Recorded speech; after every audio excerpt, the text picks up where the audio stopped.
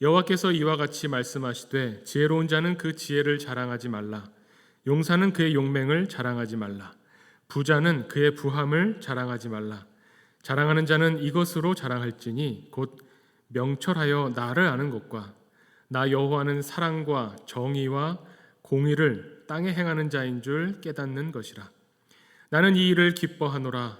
여호와의 말씀이니라. 아멘. 오늘 예레미야 9장의 말씀은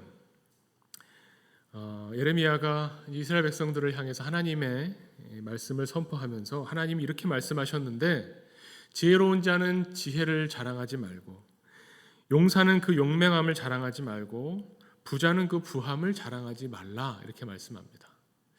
이 말씀을 들어보면 하나님께서 겸손하라고 하시는 말씀인가 보다. 아무리 지혜로운 자라도 하나님 앞에서 겸손한 것이 오히려 지혜 있는 자가 아닌가라고 생각할 수 있는데 이게 갑자기 맥락 없이 뜬금없이 이 말씀이 나온 게 아닙니다.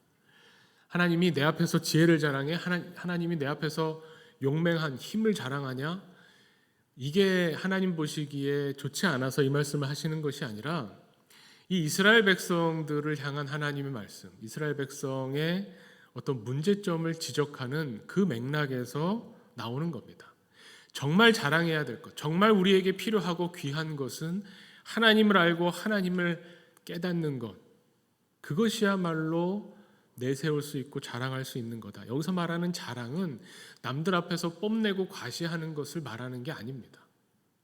이 맥락에서 보자면요, 이 예레미야가 이스라엘 백성들을 향해서 말씀을 선포하는데 이 1장부터 보면 1장은 예레미야가 이제 소명을 받은 부르심을 받은 이야기가 나오면서 그러면서 바로 하나님의 말씀을 전하는데 첫 번째가 뭐냐면 하나님께서 이스라엘 백성 너희들이 이거 잘못했지 저거 잘못했지 이 잘못을 지적하기 전에 하나님의 마음, 하나님이 어떤 마음으로 이스라엘 백성들에게 예레미야를 보내서 선포하시는가 이걸 2장에 나오는데요. 내가 뭘 그렇게 잘못했냐 이거부터 말씀을 하십니다. 예레미야 선지자를 통해서 하나님께서 내가 너희들에게 이스라엘 백성과 너희 조상들에게 내가 무슨 불의한 일을 했느냐 이 말씀을 하세요. 이건 참 정말 내가 뭘 잘못했나 내가 뭘 잘못했니 이렇게 정말 사랑하는 대상을 향해서 할 수 있는 말이죠. 부모가 자식 앞에서 자식이 삐뚤어 나가고 엇나가고 부모의 말을 거역할 때 내가 뭘 잘못했을까? 내가 뭘 잘못했길래 얘가 이럴까? 이런 마음이 정말 사랑의 마음이고 부모의 마음인데 하나님께서 그렇게 말씀하셨다는 겁니다. 예레미야 2장 5절에 보면 나 여호와가 이같이 말하노라 너희 조상들이 내게서 무슨 불의함을 보았기에 나를 멀리하고 가서 헛된 것을 따라 헛되이 행하였느냐. 내가 너희들한테 뭘 잘못했길래 나를 떠나고 가서 헛된 것들을 따라가고 헛된 행동을 하느냐. 안타까움에 먼저 말씀을 하십니다. 그러면서 이스라엘 백성이 잘못한 것을 말씀해 주시는데 이것을 정리해 주세요. 2장 13절에 이렇게 말씀합니다. 내 백성이 두 가지 악을 행하였나니 곧 그들이 생수의 근원이 되는 나를 버린 것과 스스로 웅덩이를 판 것인데 그것은 그 물을 가두지 못할 터진 웅덩이들이니라. 예레미야서에 있어서 굉장히 핵심적인 말씀입니다. 하나님께서 왜 선지자를 보내서 이스라엘에게 말씀하시느냐? 두 가지 악을 행했다는 겁니다. 그 두 가지 악이 참 그냥 읽으면 이스라엘이 잘못했나 보다라고 생각하는데 이 두 가지 또 특히 순서가 굉장히 흥미롭습니다. 첫 번째는 그들이 생수의 근원이 되는 나를 버린 겁니다. 하나님을 버린 것이 악이다. 우리 당연하게 생각하지만 그 말은 뭐냐면 하나님의 은혜 안에 있지 않은 것. 하나님과 함께 하지 않고 하나님의 은혜 받은 자로 거하지 않는 것이 하나님을 떠나고 하나님을 버리고 하나님과 상관없이 지내겠다고 하는 것 그 자체가 바로 악이라는 겁니다. 그 다음이 뭐냐면 스스로 웅덩이를 파는 거죠. 그러니까 우리는 악이라고 하면 굉장히 나쁜 거. 그래서 우리가 뭔가 하나님 앞에서 잘못된 일을 행하고 나쁜 일을 해서 이놈 악하구나. 그 악 때문에 벌을 받아서 하나님으로부터 멀어지는 줄 알지만 순서가 바뀌었다는 겁니다.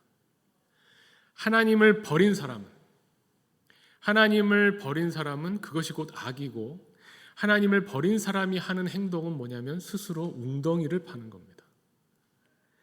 스스로 웅덩이를 파는 것도 악이라는 겁니다. 하나님을 떠나는 것, 하나님의 은혜 안에 있지 않은 것도 악이고, 하나님의 은혜 안에 있지 않기 때문에 스스로 뭔가를 하는 모든 것이 다 악이라는 겁니다. 참 놀라운 말씀이죠. 이 말씀과 오늘 9장의 말씀을 연관지어 보면 스스로 웅덩이를 파는 행동을 대표적으로 세 가지로 말씀하는 겁니다. 내가 지혜롭다, 내가 힘이 있다, 내가 부하다, 내가 가진 것이 있다. 이런 것들이 스스로 웅덩이를 파면서 뭔가를 추구해 나가는, 하나님의 은혜에서 떨어져 있는 자, 하나님을 버리고 스스로 뭔가 하겠다고 하는 사람의 모습이 이런 지혜와 힘과 그 다음에 재물, 재산을 추구한다는 겁니다. 그런데 그것은 자랑하지 말아야 될 것. 그러니까 이런 것들은, 스스로 판 웅덩이는 나에게 아무런 중요한 것, 그러니까 생명을 주지 못한다는 겁니다. 이 장에 나오는 말씀처럼 스스로 웅덩이를 판 건데 그게 왜 악이냐? 그 웅덩이는 물을 가두지 못하는 터진 웅덩이들이라는 겁니다. 아무리 지혜로운 사람도, 아무리 용맹하고 힘이 있는 사람도, 아무리 부한 사람도 그것으로 자신의 생명을 구하지 못하고, 거기에 생수를 가두어둘 수 없고 그 생수를 마실 수 없기 때문에 그것은 터진 웅덩이다. 터진 웅덩이는 자랑할 수 없다라는 거죠. 이 지혜와 이 용맹과 부함을 생각하면 첫 번째 떠오르는 사람이 솔로몬이죠. 솔로몬이야말로 하나님으로부터 지혜를 구해서 지혜를 받은 사람입니다. 그 부함은 이루 말할 수가 없습니다. 그 전에도 그 후에도 솔로몬처럼 부했던 사람이 없다고 하죠. 그런데 그 솔로몬의 말년이 어떻습니까? 우리 생각에 그 솔로몬의 마지막은 참 비극입니다. 하나님께 기도해서 지혜를 받았는데 왜 그 지혜가 하나님을 아는 명철로 가지 못했을까? 혹은 명철, 하나님을 아는 것이 지혜의 근본이고 명철이라고 알긴 알면서도 정작 하나님을 잘 모르는 지혜였나? 이런 생각을 하게 되죠. 또 용맹함에 대해서 생각하면 떠오르는 사람이 삼손입니다. 삼손 이스라엘의 사사인데 힘으로 말하면, 이 괴력으로 힘으로 말하면 삼손만한 사람이 없죠. 그런데 그 삼손의 이야기도 보면 우리가 아는 것처럼 비극입니다. 솔로몬의 이야기는 잘 아실 테니까 삼손 이야기를 좀 해보면 삼손이 참 재밌거든요. 이야기가 특이합니다. 보통 하나님의 영이 임하면 이 오늘 예레미야 선지자처럼 하나님의 마음과 공감되면서 하나님의 마음을 품고 하나님의 사람들에게 가서 하나님이 어떤 분이신가를 말씀으로 보여주게 됩니다. 하나님이 말씀하시는데 내가 뭘 그렇게 너희들에게 잘못했느냐, 이 말부터 나오는 것 자체가 벌써 예레미야는 성령 충만해서 하나님의 마음을 읽고 있는 겁니다. 그 마음을 헤아리고 있는 거예요. 근데 삼손이 특이한 건 뭐냐면, 성령이 임했을 때, 하나님의 영이 감동하고 임했을 때 이것이 말씀으로 나타난 게 아니라 파워로, 힘으로 나타난 사람이라는 거죠. 굉장히 독특한 사람입니다. 그래서 우리는 이 삼손 이야기를 읽으면서, 영화에서도 많이 보지만 삼손이 굉장히 근육질이고 몸이 좋고 힘이 센 사람처럼 생각하지만 삼손 이야기의 핵심은 그런 게 아닙니다. 이 사람의 힘이 어마어마했다, 여기에 그 삼손 이야기의 메시지가 있는 게 아니죠. 제가 잠깐 그 운동 이야기, 머슬업 이야기를 말씀드렸지만, 머슬업을 하고 나면 맨몸 운동으로 정말 머슬업 쉽지 않은 일이거든요. 그런데 이 머슬업을 했다고 자랑할 수가 없는 게, 이 기계체조, 체조하는 선수들한테 머슬업은 가장 기본입니다. 이거부터 해야 그 다음 동작이 나와요. 이건 처음 가서 배울 때 그냥 하는 겁니다. 그리고 제가 요즘 유튜브에서 놀라운 운동 잘하는 사람들 영상 보는데 그 반동 주고 별의별 온몸에 힘을 다 줘서 한 번 하기도 힘든데 한 팔로 머슬업을 하는 사람도 있습니다. 그런 사람의 신체 능력을 보면요, 엘리트 그 운동 선수들, 올림픽 나가는 선수들 같은 경우를 보면 힘과 스피드와 그 유연성과 체력이 운동 안 하는 사람들이 보면 거의 슈퍼맨입니다. 저게 사람이야 싶을 정도로 어마어마한 신체 능력들을 가지고 있습니다. 올림픽에서 꼴찌하는 선수도 한 명 데려다 놔 보세요. 우리 한 명도 못 이깁니다. 그런 어떤 어마어마한 신체 능력과 훈련과 노력으로 이루어낸 힘, 그런 거를 삼손이 이야기해 주는 게 아니라는 겁니다. 삼손을 떠올릴 때 그래서 우락부락한 근육질의 힘센 사람을 떠올리는 게 아니라 그냥 보통 사람입니다. 아주 평범하게 생긴 보통 그냥 남자인데, 문제는 이 삼손에게 하나님의 영이 임했을 때 인간의 범주를 벗어나는 기적과 같은 일이 있었다는 거죠. 마치 기드온이 300명을 데리고 10만 명이 넘는 적군과 전쟁에서 승리하잖아요. 그때 하나님이 처음에 이스라엘 백성이 몇만 명 모였을 때 돌려보내라고 합니다. 10만 명 대 10,000명으로 싸워도 혹시 10분의 1이지만 이길 수 있다 생각할 수 있으니 아예 사람의 힘으로는 안 된다는 걸 보여주시기 위해서 10만 명이 넘는 군대와 300명으로 싸움을 붙이는 겁니다. 거기서 승리하면 그것을 누가 사람의 힘이라고 생각하겠습니까? 마찬가지로 삼손이 보여주는 것은 삼손이라는 한 사람이 아니라 하나님의 영이 임했을 때 하나님의 영으로 인해서 이스라엘 백성이 구원받는다는 것을 보여주면서 하나님이 어떤 분인가를 이 힘으로, 사람이 가질 수 없는 이 힘으로 보여줘야 하는 것이 삼손의 이 사명이었다는 거죠. 그것은 뭐냐면 지혜나 용맹을 자랑한다. 우리가 인간이 스스로 웅덩이를 파서 할 수 있는 어떤 업적과 성취를 말하는 것이 아니라 오히려 그 반대로 하나님이 어떤 분인가를 보여주는 것. 그래서 삼손은 어떤 사람이냐면 나실인입니다. 사사이기 이전에 태어날 때부터 나실인으로 태어났어요. 이 나실인이라고 하는 게 뭐냐면 우리 그 구약 성경의 율법을 읽으실 때 아마 아실 텐데 술을 먹지 포도주와 독주를 마시지 않습니다. 그리고 죽은 시체를 만지지 않아요. 그리고 세 번째로 머리를 깎지 않습니다. 이 세 가지를 지키는 겁니다. 이것이 나실인이라는 표시예요. 그래서 아니 그럼 삼손은 나실인이고 나실인은 이렇게 살았는데 나는 나실인이 아니니 뭐 이렇게까지 할 필요 없지. 그게 아니라 왜 하나님께서 나실인을 정하셨냐면 마치 안식일과 같은 겁니다. 모든 날이 매일매일이 하나님의 거룩한 날인데 그것을 우리에게 기억시키고 훈련시키기 위해서 안식일을 특별히 정해서 7일마다 모든 날이 거룩한 날이라는 것을 되새기게 하는 것이 안식일이죠. 나실인도 마찬가지입니다. 나실인만 특별히 하나님께 바쳐진 사람이 아니라 나실인의 뜻이 바쳐진 사람이란 말이잖아요. 헌신하는 사람. 나실인만 하나님께 헌신하고 바쳐진 사람이 아니라 우리가 모두 하나님의 사람인데 모두가 다 하나님의 사람이라고 하면 그 의미가 이게 되새겨지지 않기 때문에 특별히 나실인을 뽑아서 이 사람을 볼 때마다 아 우리는 하나님께 바쳐진 사람이지라는 것을 생각하라는 겁니다. 나실인이 포도주나 독주나 이런 술을 먹지 않는 이유는 뭐냐면 술에게 장악되지 않고 뭐 그때나 지금이나 마찬가지인가 봅니다. 술을 마시면 이성이 마비되잖아요. 술에 사로잡히게 되죠. 술에 사로잡히지 않고 나는 오직 성령에 사로잡힌 사람이다라는 걸 보여주기 위해서 포도주와 독주를 마시지 않는 겁니다. 왜 죽은 시체를 만지지 않아야 되느냐? 심지어는 자기 부모가 돌아가셨을 때조차도 시신을 만지면 안 된다는 겁니다.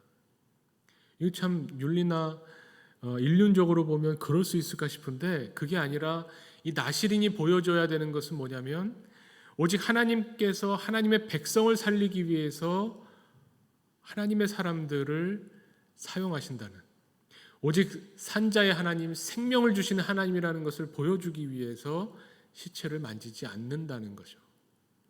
마지막으로 머리를 깎지 않는다는 것은 머리가 보면 우리 신체의 가장 꼭대기에 있잖아요. 머리털이 우리를 덮고 있는 것처럼 나는 이 세상에 다른 어떤 것도 아니고 오직 하나님만이 나를 통치하신다는 겁니다. 하나님만이 나의 주님이시고 머리털이 나를 덮은 것처럼 하나님이 나를 덮고 계시다는 것을 보여주는 겁니다. 그래서 머리를 깎지 않는 겁니다. 하나님 외에 어떤 것도 나는 마음을 뺏기지 않고 주인으로 삼지 않겠다. 정말 나실인은 그냥 보기만 해도 저 사람이 어떻게 사는지 이스라엘 백성들이 다 알기 때문에 나실인은 보기만 해도 하나님께 바쳐진 사람, 우리는 다 저렇게 살아야 되지, 저런 정신을 가지고 저 의미를 가지고 살아야 되지를 보여주는 사람입니다. 그런데 삼손은 그러지 못했죠. 그래서 비극입니다. 솔로몬이 지혜를 가지고 그 부를 가지고 하나님이 어떤 분인가를 보여주지 못했던 것처럼 삼손은 그 힘을 가지고 그 나실인으로서 살아야 되는 삶을 가지고 하나님을 제대로 알고 경험하고 보여주지 못했다는 거죠. 마지막에 보면 그 삼손이 그 스토리야 다 아실 테니까요. 마지막에 눈이 뽑히고 이 블레 사람들한테 잡혀가서 마지막에 이제 죽기 전에 그 두 기둥에 이제 묶어놓고 조롱하면서 파티를 여는데, 그때 삼손이 그 마지막 삼손에 대한 평가가 30절에 나오죠. 사사기 16장 30절에 나오는데, 삼손이 죽을 때에 죽인 자가 살아있을 때에 죽인 자보다 더욱 많았더라. 이게 어떻게 보면 성경이 삼손에 대해서 평가하는 평가입니다. 긍정적인 평가일까요? 부정적인 평가일까요? 보기에 따라서 좀 다르죠. 보기에 따라서 다른데 부정적으로 보면 삼손이 죽을 때 죽인 자가 살아있을 때 죽인 자보다 더 많다. 이 말은 살아있을 때보다 죽는 게 더 낫다는 말이잖아요. 살아서 뭔가 활동을 한 것보다 죽은 게 더 낫다는 얘기잖아요. 차라리 죽는 게 더 나은 사람처럼 평가를 볼 수도 있는 겁니다. 삼손이 마지막에 힘을 써가지고 그 기둥을 무너뜨렸다고 하는데, 그때 28절에 그 기도가 나오는데 여호와께 부르짖어서 뭐라고 기도하냐면, 주 여호와여 구하옵나니 이번만 나를 강하게 하사 나의 두 눈을 뺀 블레셋 사람에게 원수를 단번에 갚게 하옵소서. 하나님을 위해서 이것을 한 것이 아니라 자기 원수 갚으려고 했다는 겁니다. 기도가 그래요. 하나님 한 번만 더 나에게 힘을 주십시오. 그동안에 하나님의 영에 감동돼서 블레셋 사람이 이스라엘 백성을 괴롭히려고 할 때 그들과 싸우면서, 어쨌든 개인으로 싸우면서 블레셋 사람들이 함부로 이스라엘 백성들을 함부로 여기지 않도록 했던 역할이 있었는데, 마지막에 죽일 때 죽인 자가 더 많았던 그 죽음의 순간에 하나님 나를 이번만 좀 강하게 해주셔서 원수를 단번에 갚게 해주십시오. 끝까지 하나님께 마음을 두지 못하고 자기 자신에게 마음을 뒀습니다. 내가 한 번만 더 이 힘을 되찾으면, 내가 예전과 같은 힘이 한 번만 더 생기면, 그럼 내가 이 원수를 다 갚을 텐데. 삼손의 이야기는 그래서 비극이죠. 예레미야 선지자가 이야기하는 것은 바로 이 지점에 있습니다. 자랑하지 말라는 이야기는, 우리가 가지고 있는 힘, 이거는 뭐 육체적인 힘만이 아니라 어떤 사회적인 영향력, 어떤 권력, 그 사회적 신분으로 가지게 되는 그런 힘까지를 모두 다 포함해서 힘과 또 지혜, 이 머리가 좋아야 부를 이루고 부를 지킬 수 있잖아요. 그것을 추구하는 것이 이 세상의 어떤 가치인데, 그런 것으로는 우리는 살 수가 없다는 겁니다. 터진 웅덩이라는 겁니다. 진짜 참 은혜, 진짜 우리가 어떻게 보면 자랑할 수 있는, 우리에게 생명을 주는, 우리에게 정말로 중요한 딱 한 가지는 뭐냐면 생수의 근원이 되시는, 우리에게 생명을 주시는 하나님 안에 있어야 된다는 겁니다. 그것을 표현하는 것이, 자랑하는 자는 이것으로 자랑할지니 곧 명철하여 나를 아는 것과 하나님을 아는 것, 그리고 하나님이 사랑과 정의와 공의를 이 땅에 행하는 자인 줄 깨닫는 것. 우리가 살면서 아니 이건 왜 이렇게 불의합니까? 하나님 살아계시다면서 이럴 수 있습니까? 라고 바라보는 것들을 통해서 오히려 하나님의 공의를 보고 하나님의 정의를 보고 또 하나님의 베푸시는 사랑을 깨닫게 되는 사람이, 그런 사람이 바로 생수의 근원이 되시는 하나님을 체험하는 사람. 그 생수를 마셔서 이제 우리 심령 안에서 그 생수가 샘이 되어서 오히려 우리 마음, 우리 심령에서부터 이 생명의 샘이 넘쳐나는 그런 사람이 되어야 한다는 것이 예레미야 선지자가 말씀을 전하는 핵심적인 내용이라는 겁니다. 우리는 우리가 판 웅덩이를 가지고 뭔가 될 거라고 생각합니다. 우리가 가지고 있는 것, 우리에게 주신 것, 우리가 노력해서 얻은 것들을 통해서 뭔가를 할 수 있을 거라고 생각하지만, 성경이 우리에게 끊임없이 말씀하시는 것은 뭐냐면 하나님을 바라보라는 겁니다. 하나님이 어떤 분이신지를 아는 것, 하나님이 너에게 주신 지혜와 용맹과 부를 가지고 하나님이 어떤 분인지를 알게 되는 것, 체험하게 되는 것, 그것이 더 중요하다는 겁니다. 하나님을 아는 것이 진짜 명철이라는 거죠. 내가 똑똑하다라고 생각한다면 하나님이 어떤 분인가를 먼저 볼 수 있어야 됩니다. 그 마음에 공감해야 됩니다. 하나님의 마음에 공감하면 그 어떤 용맹한 사람보다, 그 어떤 힘 있는 사람보다 더 하나님을 위해서 일할 수 있고 나설 수 있고 외칠 수 있다는 겁니다. 하나님이 어떤 분인가를 가장 잘 보여주신 분이 예수 그리스도죠. 우리는 예수님을 통해서 하나님을 알게 됩니다. 예수님을 통해서 하나님이 우리를 얼마나 사랑하시는지 예수님을 통해서 깨닫게 되죠. 십자가에서 죽으실 만큼 너희를 사랑한다. 하나님의 사랑을 실체적으로 보여주시고 우리 역사 가운데 개입하셔서 우리에게 하나님이 어떤 분인지를 보여주시는 겁니다. 하나님을 아는 것, 하나님을 깨닫는 것, 이것이야말로 우리를 살릴 수 있는 생명의 근원이 된다는 것을 우리가 말씀을 통해서 예수 그리스도의 십자가를 통해서 깨닫게 되는 겁니다. 우리는 이것을 향해서 달려가는 사람입니다. 우리는 이것을 향해서 나가는 사람이죠. 하나님이 행하시는 일을 바라보면서 하나님의 사람으로 어떻게 사는가 나시린이 보여줘야 되는 것처럼 오직 우리를 덮고 있는 이 은혜, 오직 우리를 덮고 우리를 주장하고 우리를 사로잡는 것은 오직 하나님의 은혜만을 우리는 붙잡고 나아간다는 것, 하나님이 우리에게 주시는 이 생명을 누리면서 살겠다고 하는 것, 그것이야말로 정말 우리가 세상에 드러내야 될, 오늘 말씀의 표현으로 보자면 우리가 세상에 자랑해야 될 단 한 가지라는 겁니다. 우리 하나님이 나를 사랑하십니다. 하나님이 나의 주님이 되시고 하나님이 나를 다스리시고 오늘도 하나님이 나와 함께 하십니다. 이것이 우리가 세상에 드러낼 수 있는 자랑이라는 것, 이것을 오늘 되새기면서 우리 함께 주님 앞에 나와 기도하기를 원합니다.